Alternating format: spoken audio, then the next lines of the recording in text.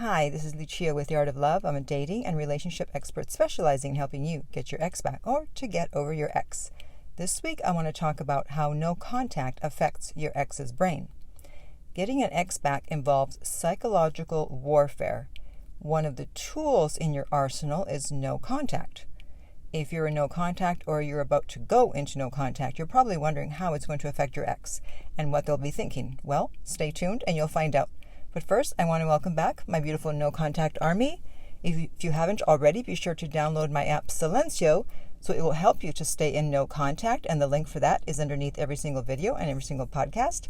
And if you too would like to join our No Contact Army, all you have to do is hit the subscribe button and the bell notification and you're in. And to read our manual, go to nocontactsecrets.com where you can read 2 free chapters before you purchase the book. Okay, so I'm not going to sit here and ramble off a bunch of names of natural chemicals that are going to go through your ex's brain during no contact, such as dopamine, oxytocin, vasopressin, cortisol. That's not what you came here for, and frankly, that's boring to hear about anyway.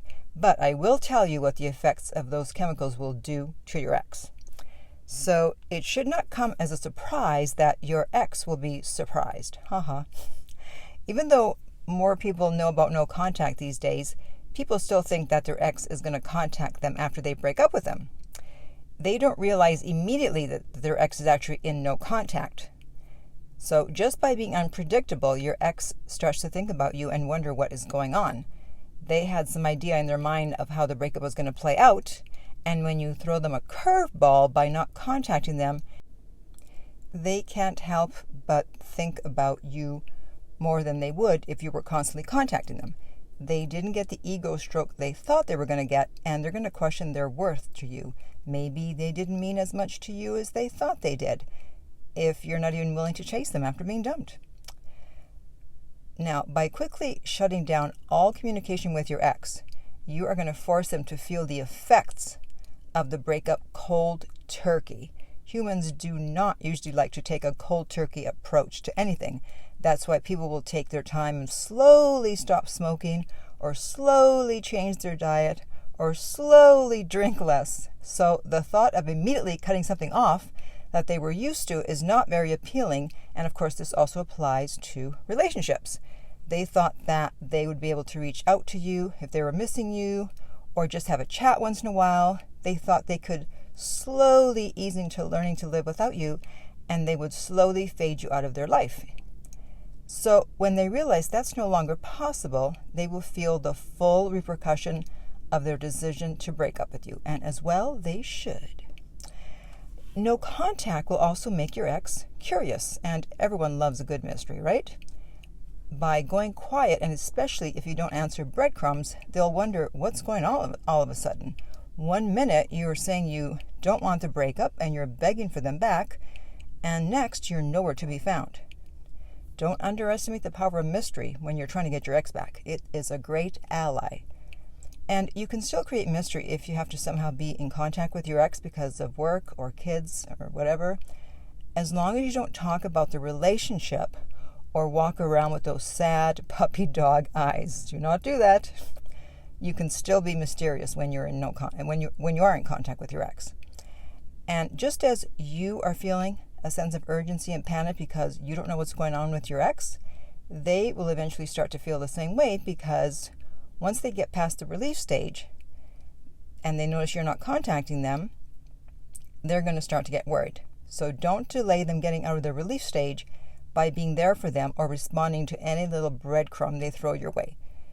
They're going to be thinking of the worst case scenarios. You've quickly moved on, you already had someone else, you weren't that interested, and they will get in touch with you sooner rather than later. And if you are finding this information helpful, please give this video a like in order to help our friend, the YouTube algorithm, to recommend it to other people. Thank you. Now, another effect of no contact is that they will miss you sooner rather than later. They can't miss you if you're not gone. And by doing no contact, you will definitely be gone. Or at least that's how it will appear. People think that no contact will make it easier for the ex to move on, but as usual, in romantic relationships, it's counterintuitive. It will actually make it more difficult for them to move on in many cases. One of my clients recently asked me if there was anything else he could do besides no contact. And this question always makes me laugh. It's like, are you kidding me? I'm giving you the biggest weapon you have to get your ex back, and now you're asking for literally a smaller weapon? I'm giving you the atom bomb, and that's not enough? Okay, fine. Here's a stick you can go and use, okay? No contact is the best thing that you can do. No one likes it when something or someone is suddenly taken away, never to be heard or seen from again. They thought they were going to control the pace at which you exited their life, and now they realize they were wrong. And it's going to force them to wonder if they made the right decision, since they're missing you so much. The sudden loss may make them change their mind and ask for another chance. Now, at some point, fear is going to enter the picture.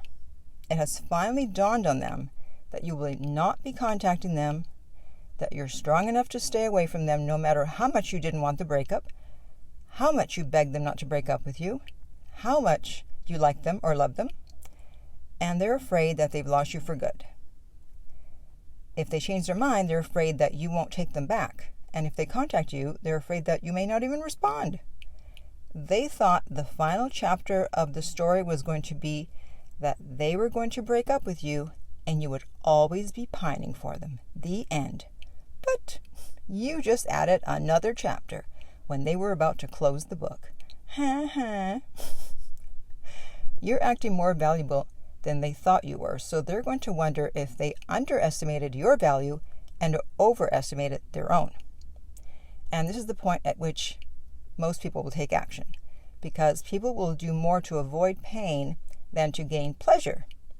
And if they fear that you're no longer interested or that you've moved on, and they are not 100% sure about the breakup, and most people aren't, this is when you'll hear from them. Woohoo!